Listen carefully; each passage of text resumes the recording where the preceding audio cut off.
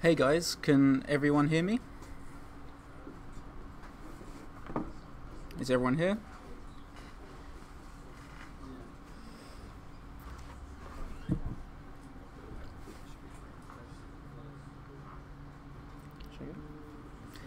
Cool. Well, yeah, hopefully everyone can still hear me.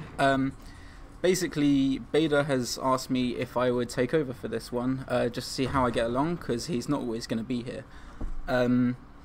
So, yeah, just feel free to answer questions along the way. Hopefully everyone's up to scratch on what happened in the last stream. So basically it's a big dynamic Spider-Man shop. And I'm just going through like everything now.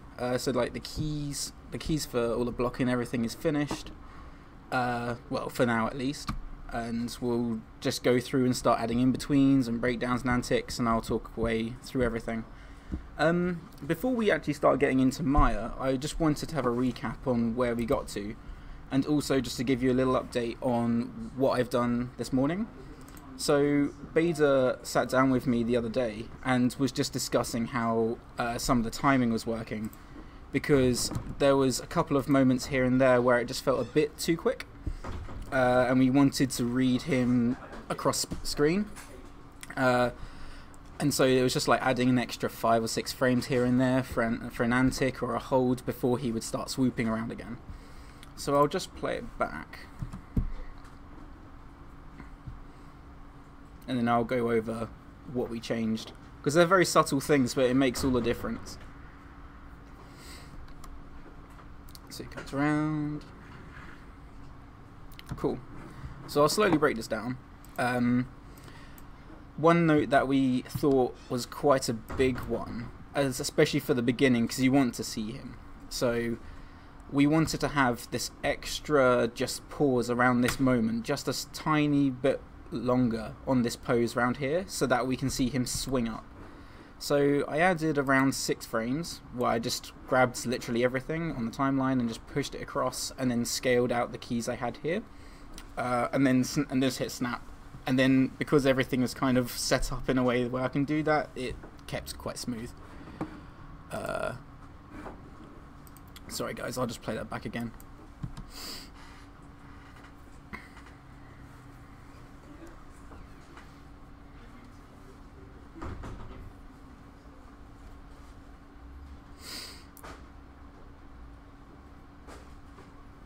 Cool. So, yeah, we added an extra hold around this section here, so then he swings around, and then we created a higher arc over the top around here. That way it just felt like we had a bit more hang time, so he wasn't traveling across as much, and then he would fall and it would also feel heavier. Just made it feel a bit more smooth, and we just raised the camera up a little higher. I guess that creates a bit more dynamism. And then when he lands down on the antic here, just so we have enough time to read him pushing off, we added another around 5 or 6 frames just around this moment here, just so we can like have that small beat, and then we'll lift off again. And then again around here I added just another 4 or 5 frames just at the top, just so we can actually read him before he swings back round again, because that part was particularly quick. And it was just like, whoa, where'd he go? So yeah, and then this bit was all remaining the same. I just cleaned up a little bit around here because that energy was kind of getting lost in the previous one.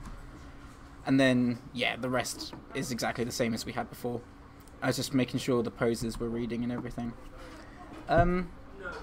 So another note I just wanted to mention is I was looking at some Disney Tarzan shots this morning, just to see how they were doing these crazy movements, because I'm sure we're all aware of how great they look and how everything reads, especially in some of the ones where he's like swinging around the vines and he's like going down the trunks of trees and stuff. So one thing that they kind of cheat is, if they want something to be held, they would stick it in screen space. So what I mean by that is, if something's traveling around in world space, if it's going too far right or too far left and you kind of miss the movement, they would cheat it so that it sticks in our camera view, it would stick on that frame, so that, let's say he was here, instead of going across to here, he would remain around that area just so you read the movement.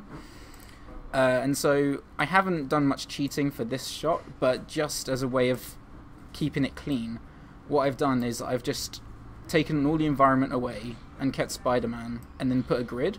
That way we can see exactly where he is in screen space without being distracted by flying cars or anything else. So I'll play that back.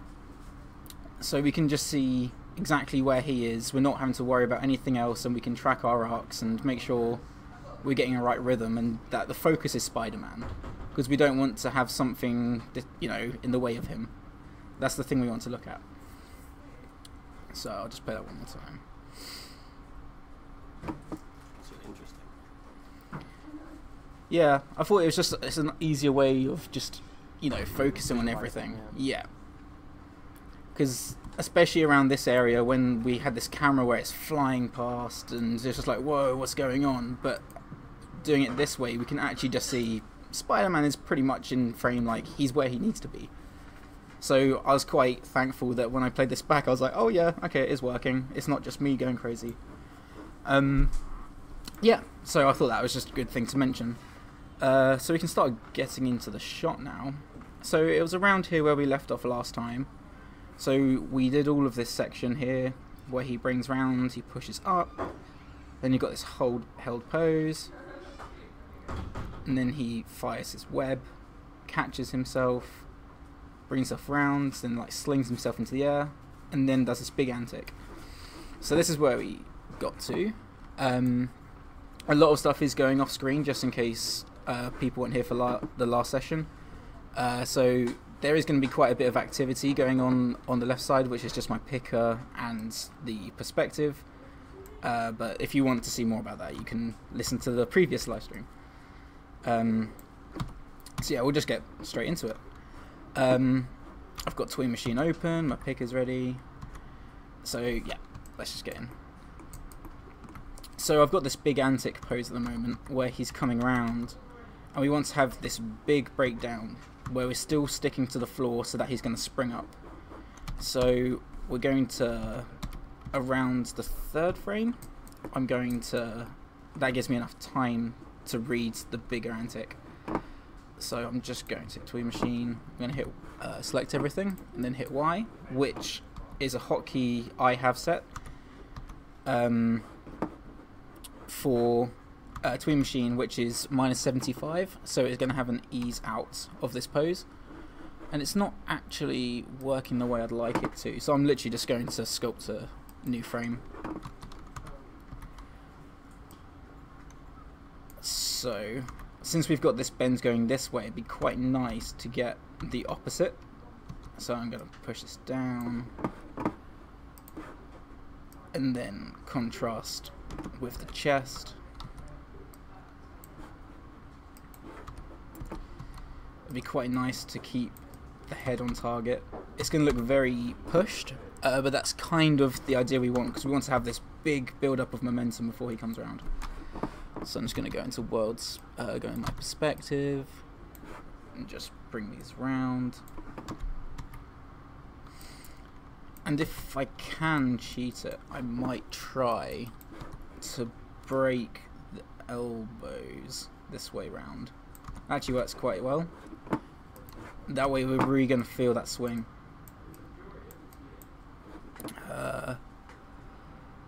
I'm just reading some of the questions. Do you find that you need a perspective view to work out more subtle movements, eases and such, with quick large camera moves?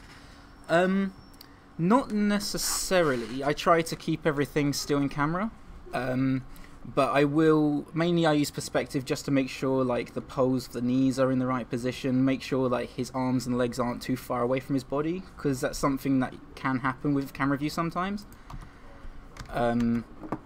And especially when it comes to lighting, when the lights come back and they're going to be saying, you'll get a note being, Arran, why is his head like 80 meters away from his chest?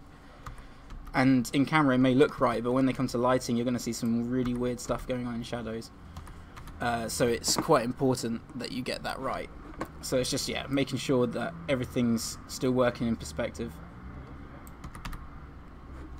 let's try that. Looks pretty pushed, but it's going to be all one like fluid movement, so hopefully that will come across. I might actually use this as this frame, so we're coming straight in. Let's try a hit P. So we're going to ease into that antic. Now I can just nudge it down. So then we're going to push up again. And then that arm's going to come round. Pardon me.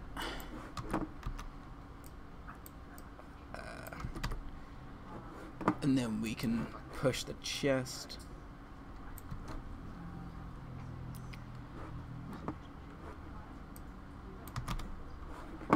See if we can. I've got an attribute here where I can extend the neck, which is actually quite useful. It may look a bit strange, but we can put it to camera. Let's just use the nudge, which you hold Alt and then use the arrow keys, so we can push that. And then this is going to be one of the biggest pushes now. So we've got this big pose up here. So it's going to be quite a large move, and we need him to like throw himself. So what I'm going to do for this, just so I'm keeping track of everything, I'm going to select the geometry. I'm going to use BH Ghost, which I mentioned in the previous stream, where it just creates a silhouette around the geometry. And then when you go into a previous frame, you can kind of see where you're tracking from. Unfortunately, it doesn't really help so much on this shot and this pose, just because the camera. I mean, I could, if I really wanted to, I could change the camera just for that pose, but I don't think it's necessary. I don't want to start playing about with things and break things too much. So I'm just hit 50% there, just so we're going to have something to work with. Now that I'm thinking about it, it might be quite nice, since we've got a bend in this one and a straight in this one, if we push off with this pose on this foot, and then we can bring the other one around. Now this is going to look very stretched at the moment, but we can try and rein that all in, just so we feel it rather than see it, because this is going to be over one frame. So then we're going to bend his chest right back. Let's get a bit closer in, just use 2D pan. And then let's put his neck back to normal.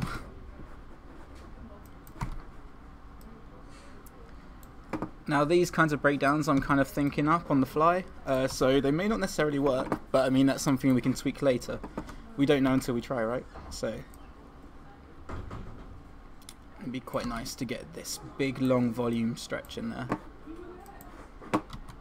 because we got the hands coming down here.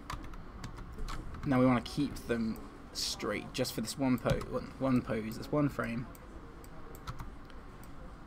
And even though it's looking very pushed, I'm actually kind of liking this sharp shoulder pose we've got here, because if you think about it, it's bringing out this cone shape, which is going to then make the shape of him feel wider when we come out to here into the next pose. So you're thinking about that volume. Volume can sell a breakdown, so it's very important to get that right. If you get that right, then you get big ticks. So then the next pose, since we're going to be out of that now, we're going to favor by hitting O, which is 33%, so that's an ease into the next pose. And we still want to keep track of everything. Now since that foot was trailing behind, we're going to keep it that way.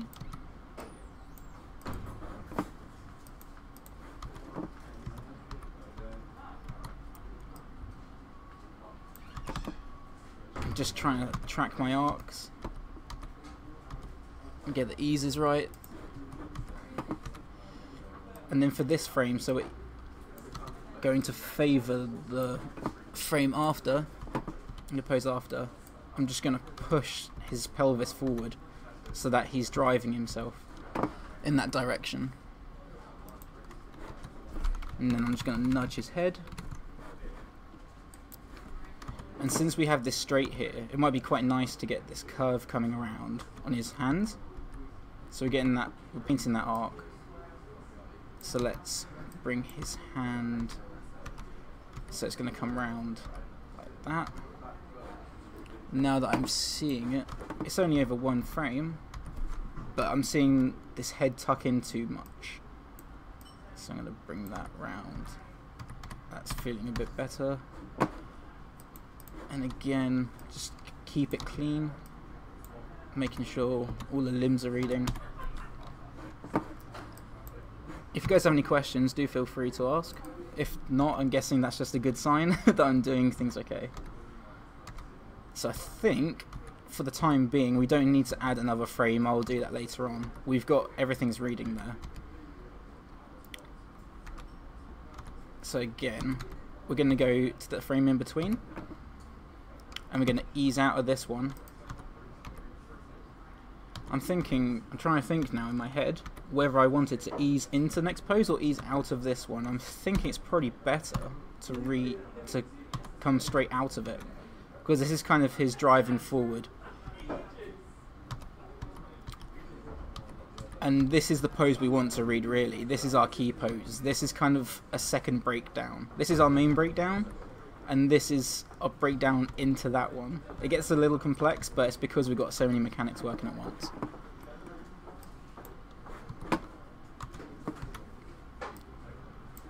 So let's get that foot to come round. Now, since this one came round after this one, it might actually be quite nice to have that held back. And then let's go into perspective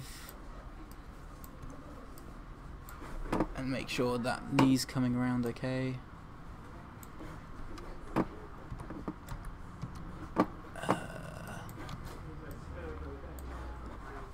Now we don't want to get the other leg in the way of that, so let's bring this and have a down arc,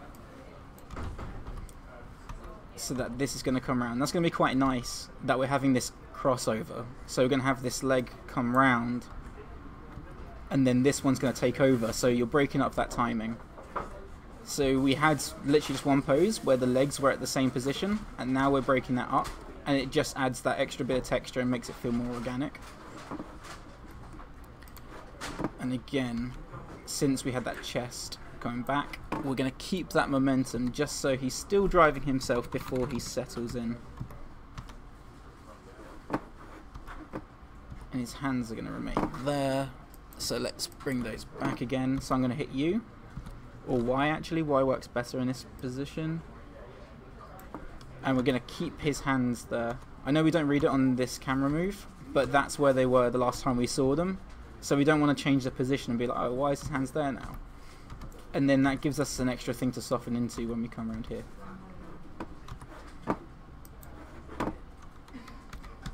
So we're going to go 2 frames across again. I'm going to hit O once again.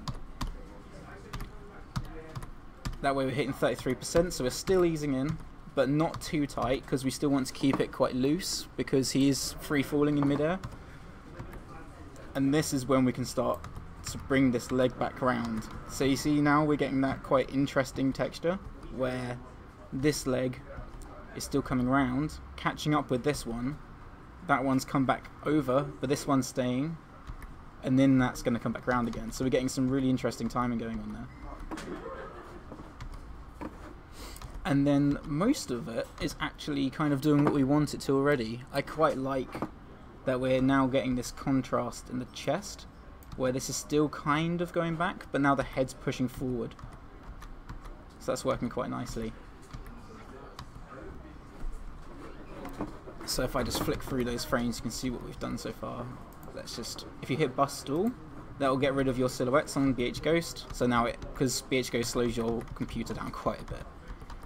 So it comes round, pushes off, and then swings. This may not actually work when we play it back. It's kind of hard to visualize some of this stuff when it's moving so quickly, but once you've got enough practice, you kind of get a feel for these things.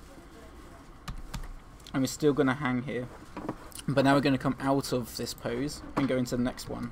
So 2 frames later, I'm going to hit Y, So we're still in this pose. You can see that's such a small move. And we can keep this leg coming round. So we're getting a little bit of overshoot on that leg. And then we can start to lead with this foot, because this is the thing that's coming down first, and that's where his weight's dropping from. And so then we're going to drop that foot down, so it's going to come round. No, the camera isn't in-stepped. This is something that I mentioned earlier on Facebook, actually. You can read the comment in the Anim Dojo group chat, because it kind of breaks down things a bit more thoroughly. But I kind of block my character and my camera together. That way all my staging is correct and I can blend between the two. The reason it's kind of popping around is just because I'm skipping onto my keyframes here. That's just how I feel the motion, rather than I could just go frame by frame. But really what I want to be seeing is the keys that I've put in. So that's why it's feeling stepped at the moment. Maybe that's why you mean that. But no, the camera isn't spline. So again, yeah, coming around, and it'd be quite nice, because at the moment he's going to let go around here of the web. So it'd be quite nice if we can get his chest, just nudge that across like that, and then we can bring his hands so he's starting to swing, and we're getting quite a nice curve going through here. I could probably clean up that curve if I just push the legs. So we're getting this quite nice curve now, and we're feeling that volume a bit more. But now that I'm noticing it, I'm also seeing it be quite nice, because we've got this motion of the hands coming forward. It might be nice to actually throw it round, and then we can get this arc going here. So I'm just feeling the motion as I'm going through, and if I don't want to start jolting and changing my arc if I don't need to. If we're trying to feel a continuous fluid motion, it's just go with the arc that it's already painting and just keep that motion going around.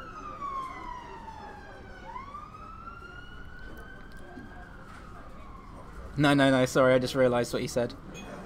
Yeah, the camera isn't in steps, no. I have, if you want to see the camera, it's pretty intricate. But yeah, that's the main keys of the camera.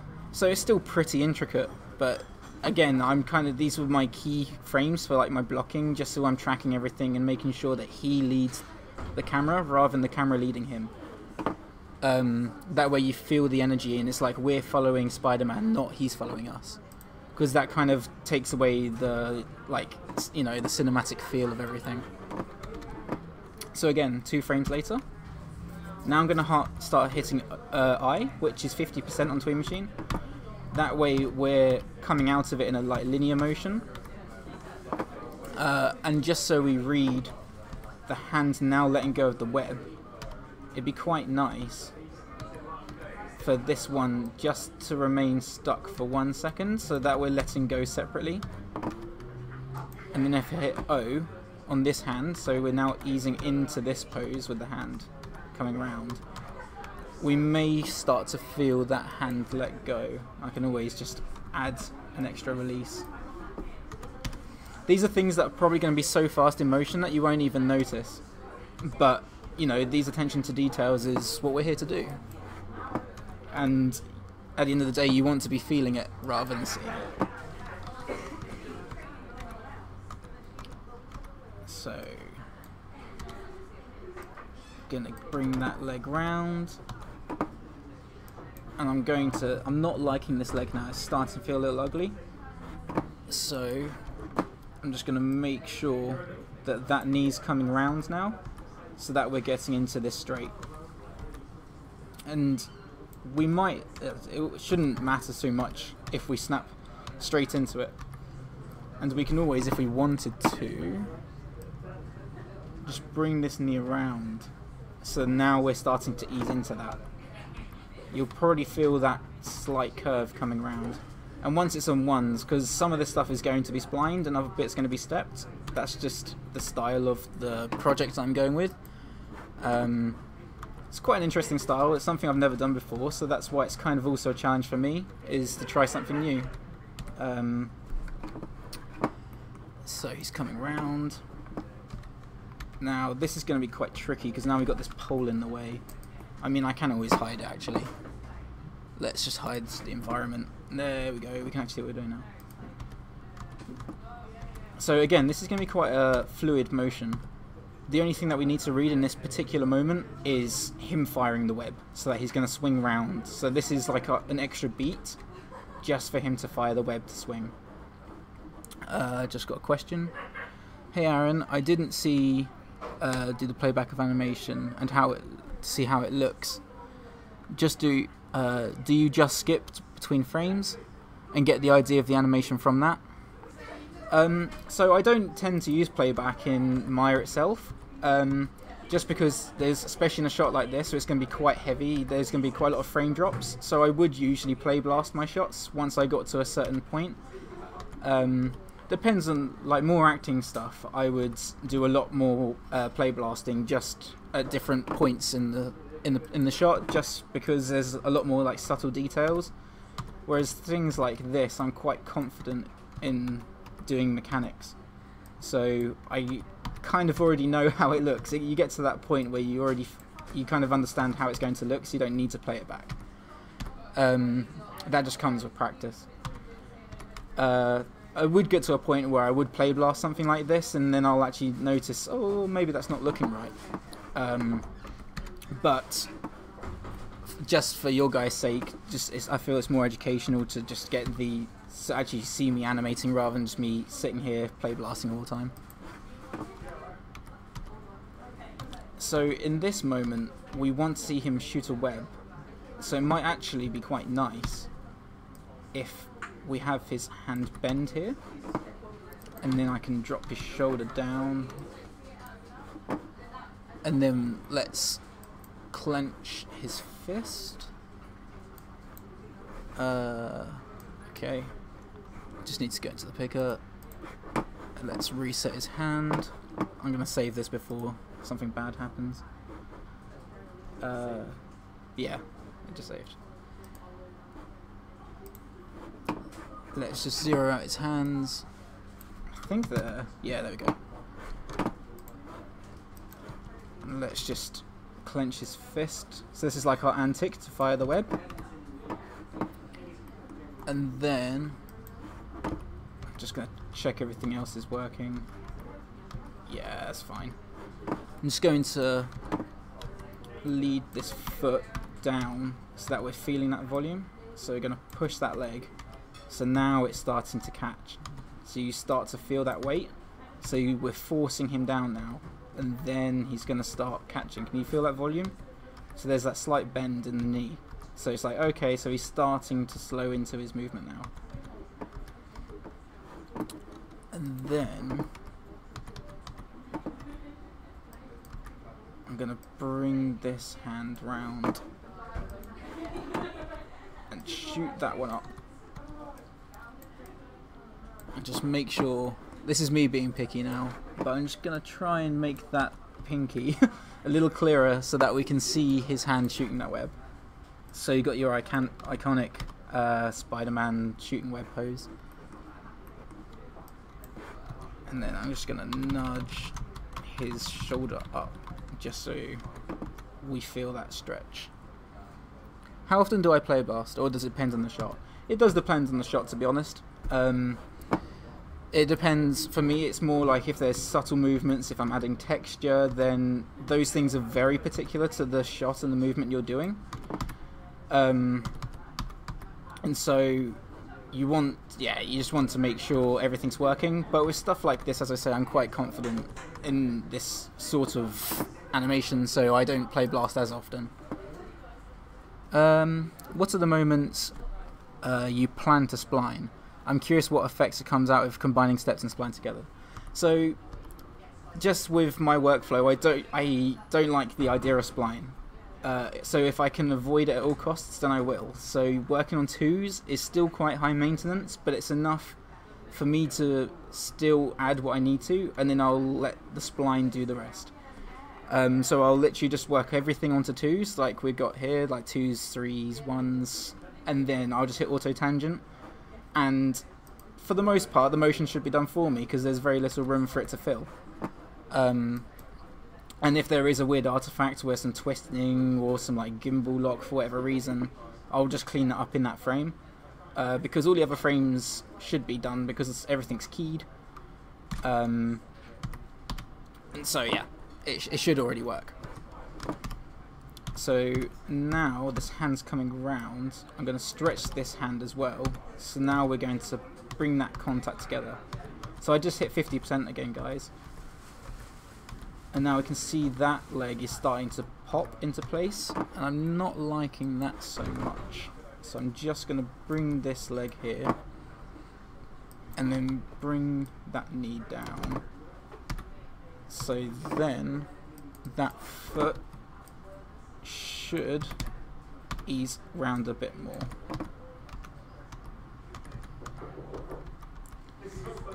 So you see it's quite a quick thing, but hopefully by bending this arm first, let's bend that a bit more actually, so then we're really going to feel the, you know, the big webcast. So it bends, then this one bends back so that we're shooting with this one, and then that one's held in place, and then we're going to come round. So, I mean, when I'm flicking through, I feel like I read that, but it's going to be very fast. So, I may need to drag out some time later on, but we'll see. How many times do you have in production to animate a shot like this? How much time? That's a very hard one. I wouldn't usually try and be as ambitious with a shot when it comes to TV production. You still want to be pushing yourself as an animator, of course, but you want to do it in a smart way. So, for example, the first time I had a shot like this was most likely on Go Jetters. It was a very dynamic shot with Kyan. He's like the gymnastics character, and he had to jump over this earthquake that was like going down from the floor, and so he had to do all these somersaults and backflips. Or this was my choice. I could have just had him do simple jumps, but this is the first time doing this process, so I would animate the bouncing ball first, and I would literally clean that up and make sure that was all tracked, and I use that as a template to move Kyan around the scene, and then I could focus more on poses that way.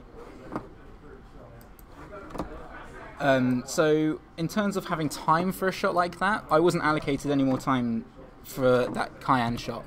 I mean, if it was a very like key storytelling point, and it was essential that it read and it worked well, then they may allocate you some extra time, but I wouldn't count on it. I mean, you're allocated the time, and as an animator, part of your job is to also, you know, have time management. So especially when it comes to TV production, because it is very fast. So yeah, I think just planning. We at Blue Zoo we have an average about 8 seconds a day that we have to animate, and it's not as simple. It's not as simple as literally you animate that 8 seconds throughout that day, but you have different passes.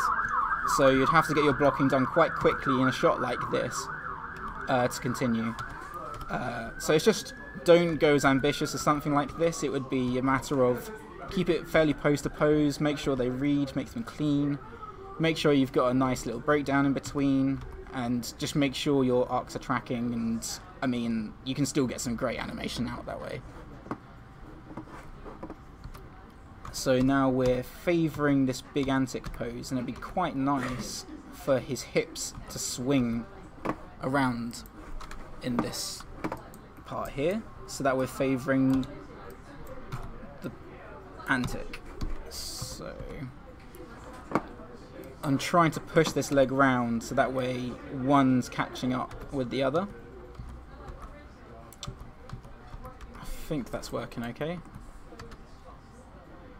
And then this is just going to be, I'm going to snap into this one. So in this frame, I'm going to hit P. So this is literally 75%, so we're snapping into this pose here. I'm actually going to turn on my environment now, just so I can actually see what I'm doing. So parts of this are going to have to be back onto 50%, so that we're still swinging. And I'm going to hit... Oh, that didn't work. So there's going to be things like this where you have to think about it in a slight different way. Cheers. I do need to start saving more. It's a bad habit. Don't do that, guys. Always save. So now I've just selected his root and his legs, and I'm just nudging using the arrow keys and the Alt key to swing him round. Because I want to be favouring this antic, because this is going to be a big antic to push him straight up. So, yeah. He's swinging around, we're easing in, and then we're snapping into the big antic. And I can always, if I want to, just to make it a bit more interesting and break it up, I can make that leg slightly longer and have that come round and tuck in. That way we're still painting an arc, but it varies it up compared to the other one. And then we can come in. Yeah, that's working nice. And then we've got this big shoot off. So since this is a pretty big move that we're going for here, this is going to be quite a tricky one to figure out. So since there's only 2 frames between, we're going to go on to the one next to it, so literally 1 frame next, hit 50% and see what result we get. So for the most part, that's actually working quite nicely. If we really want, in a situation like this, if it was a slightly smaller move, I would probably ease out of it. But because it's such a big thing, we do also still need to read that push off. But we can still work the pose after that. So let's nudge his chest down, his hips down, still tuck those in. And then we can overshoot the legs. So that way we're still, if you think about it, we don't want to start coming around now, because we've been tucking into his pose, and this is a very straight line. So if you think about it in a graphic shape, we still want to keep that line tracking in that arc. So the only thing that's not working now is the hands. And so we're going to get this pretty interesting C curve going on. So if I just go hold those keys, hold the hand keys, and then hit them back to 100% onto the previous frame, they're going to go back to where they were.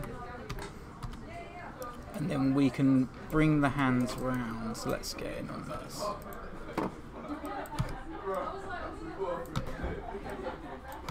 Let's tuck his shoulders, try and make a clean line. Grab his elbow. And now his hands are broken. I didn't notice that before. So let's cheat that. Like that. So now we're feeling that graphic shape where he's pushing. So it's working quite nicely. So he shoots, comes around, antics, poof. And then he snaps into the next one. So this is quite an interesting move that I kind of came up with as I went along. I was like, let's try and vary up the pose a bit, because I didn't want to keep doing this same like squatting in the air kind of pose. So it would kind of look like this, but I've kind of changed this to my breakdown so that he's actually going to go round into this kind of roll over himself, kind of cartwheel looking kind of shape. I don't know why I've added a key there, but I don't think it's necessary.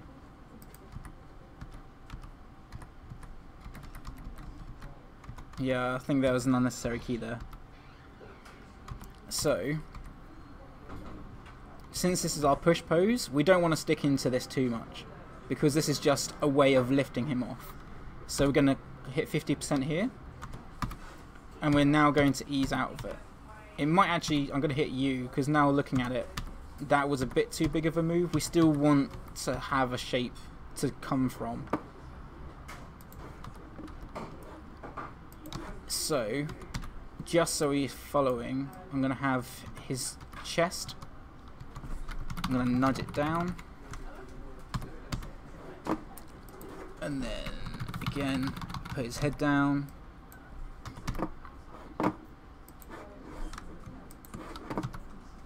And then gonna bring his hands. So this is quite an interesting one, because we've now got this wider shape on his hands here. So what we want to do, I can probably do that. Yeah, that's better. So if we can funnel this, again, this cone shape, so we're getting this volume, I can bring his hands down, and I could probably cheat his shoulders to look wider. I don't know if it's going to work, this is just me experimenting. And if I rotate his chest around, then we're going to get a slightly wider shape. And now that I'm thinking about it, I don't know how well... Oh no, that will work. I just need to bring his legs round.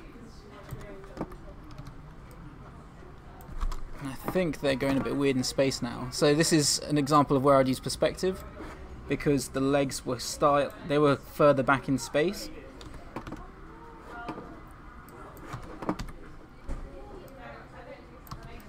And again, I need to figure out where these knees are going, because they're a bit all over the place at the moment.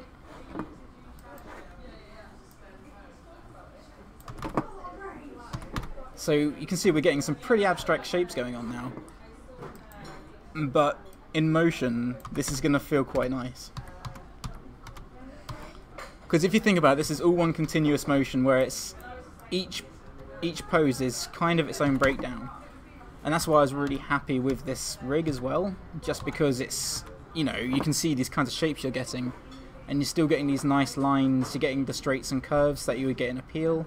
So we're getting this bump in his calf, and then we're getting this big agile line going round. So you've got your simple on one side and your complex on the other. So these are like really appealing kind of shapes that you can achieve. So yeah, big respect to whoever rigged it. I can't remember his name, but I'm sure we could always pass over a link if we need, if you want to try out the rig. So again, because these are such intricate moves, I'm now going in on this whole section on ones. It's not something I advise, but I would suggest it if it was a complex shot like this. Okay, I just see we want a request for the rig, so sure, I'll make sure Beta passes a link across. It's not the perfect rig, but it definitely has some nice features to it. It just, in terms of the skinning, it works nicely. So now we're swinging around, and I've made that leg tuck has taken over. So you can see this leg was initially leading, and now this one is taken over. So again, we're breaking up that timing. And now he's catapulting himself, but he's starting to roll under himself. So I'm going to try and push his head, so he's already favouring that motion. And I'm going to snap his hands up so that we're reading this shape, because this is a nice shape, we don't want to lose it. And this is an interesting one, but I've noticed a lot of professional, like really high level animators, this is slightly more advanced, but they would have an ease into their breakdown. And in theory that makes no sense. Why would you ease into your breakdown? Because that's your transition move. Why would you want to read that when it's just your 50%? And I think what it comes down to is, if you need to read a motion, if it's a big move, if you need to have that extra favour just on the breakdown so that you read, in this case, the hands in this kind of pose, because we've got this big abstract shape here, and we need to read this bend so that it continues the rest of the motion. So under certain circumstances I would suggest easing into a breakdown, but it's a very particular situation. It doesn't happen very often.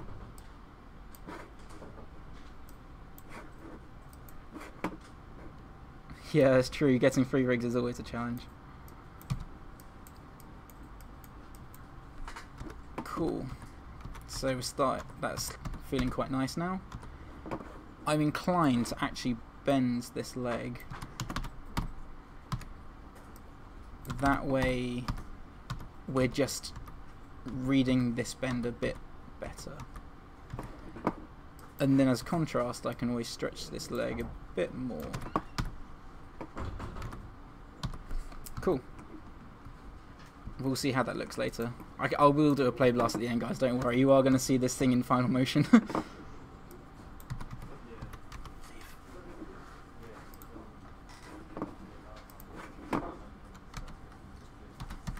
So now that we've come out of that big move, this isn't as large of a move now.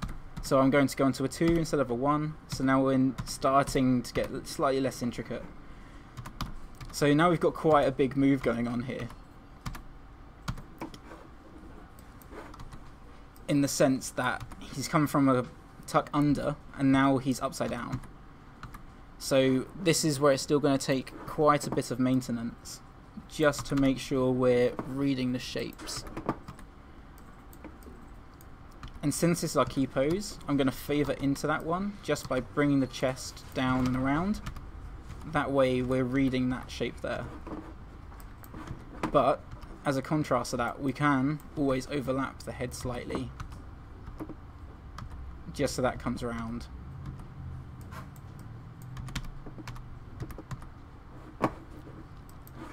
And since we read this hand here, we still want to read that hand's coming around, so we can create a nice arc on that as well. So you see we've got the hands bending down this way.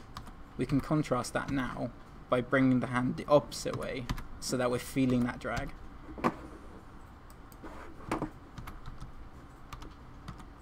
Now I also want to feel like you've got this big circular motion on the whole body, so it's like a cartwheel kind of feel. So I'm going to bring the legs so that we're getting this big round motion.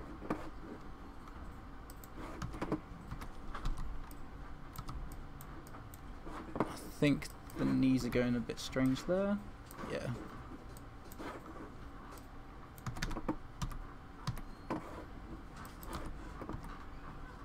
Again, big round shapes.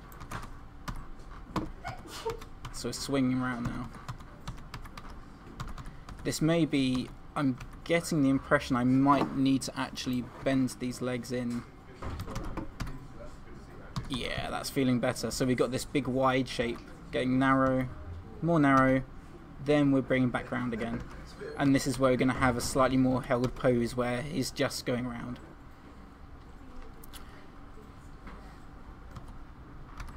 Yeah, I mean, I just read, it says very interesting how you're playing off both contrast and timing of different body parts. I think that's one thing that just makes all the difference. That's kind of what can push your animation further, because you don't want to have a linear spacing on everything. If you can break up that timing but still end up settling on one pose where it's reading, then at the end of the day you still want to have it pose to pose, but how everything gets there is different. So if you can break that up, that's what makes it feel more natural. Because unless you're twinning, even on twinning, by twinning I mean your hands would do a similar motion. So if you said stop and both your hands went up and they were right in front of you, they're not going to get there the same way. They're going to have different timing. So I've hit 50% on this one. And now, since we're easing into this pose, we don't actually need to do a whole lot of changing. So this is where we get some extra free animation, you might say, where we're just swinging now. So I'm going to delay that hand back a bit, so that way we're still bringing around this arc.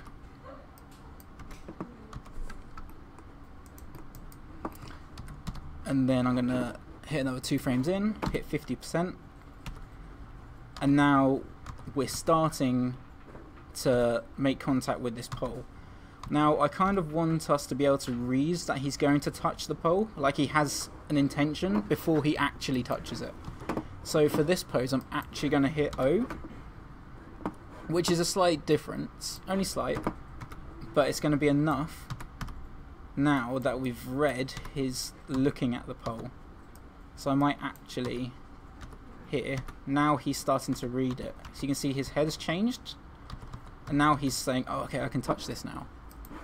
This is where I kind of like that about Spider-Man, is he doesn't necessarily have a plan for where he's webbing. He's just like, oh, I can go onto this instead. And so now he's coming round. And I'm going to make him favour that pole.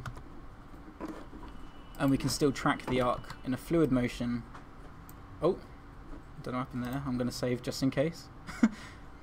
Don't want to lose everything.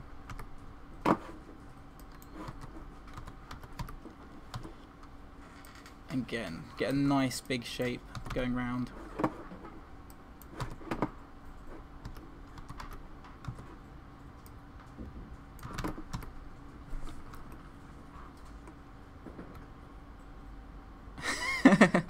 I feel bad for the person who has to clean up all those webs. Brilliant. That's something you never really think about, do you? As he's swinging around the city, you don't think someone's got to clean it up. So now I'm just going to hit 50% again on the frame between. I'm actually going to hit O because I want to read this big antic swing.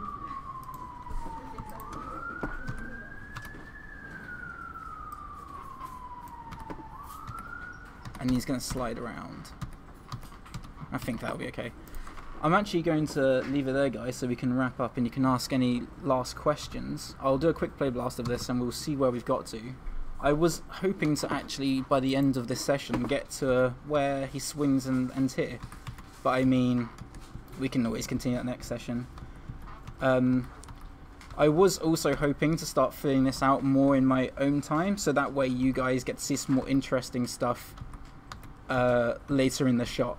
Because all this stuff around here isn't, around this section now, isn't particularly going to be as educational to you as around these parts here, where he's pushing and there's a big focal length push and there's a more subtle like slow motion swing around. I feel like that stuff is going to be pretty important for you guys.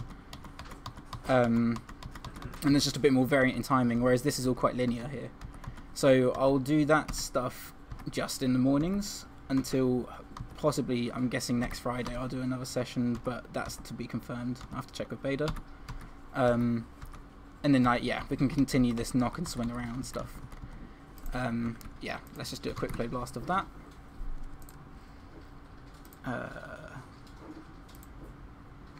Make sure it's all in the right section. Yep. Let's hit play blast.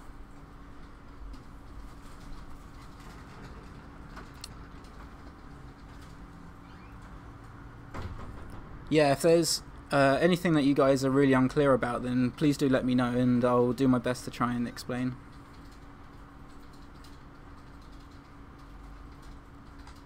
It's just play blasting off screen at the moment. But looking at it, it feels like it's got a nice like fluid motion to it. It's quite a long shot, so it'll take a while.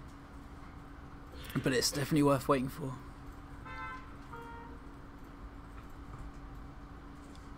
Yeah, another interesting part in this slow motion shot, which you'll see next session, is there's going to be some like comedic timing in there, and comedic beats are very important, and there's especially quite a lot of it in TV animation. So that'll be something that we can touch on the next one. Cool.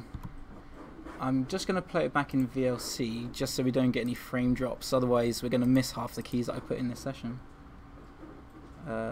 Just go here.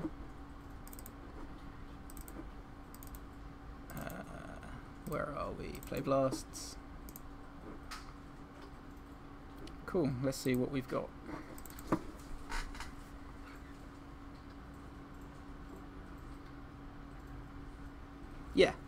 that's feeling pretty cool.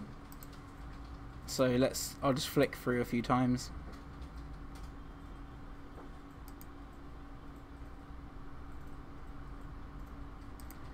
I feel like a lot of it's going to also help read once we've got the webs in there.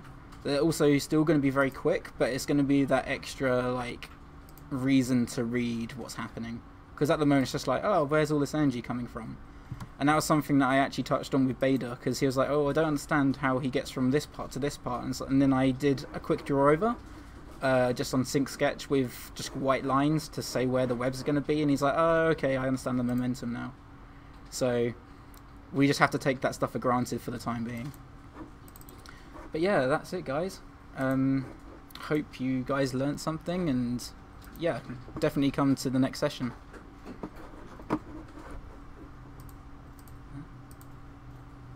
Oh, where's it's this one. yeah? Cheers, guys.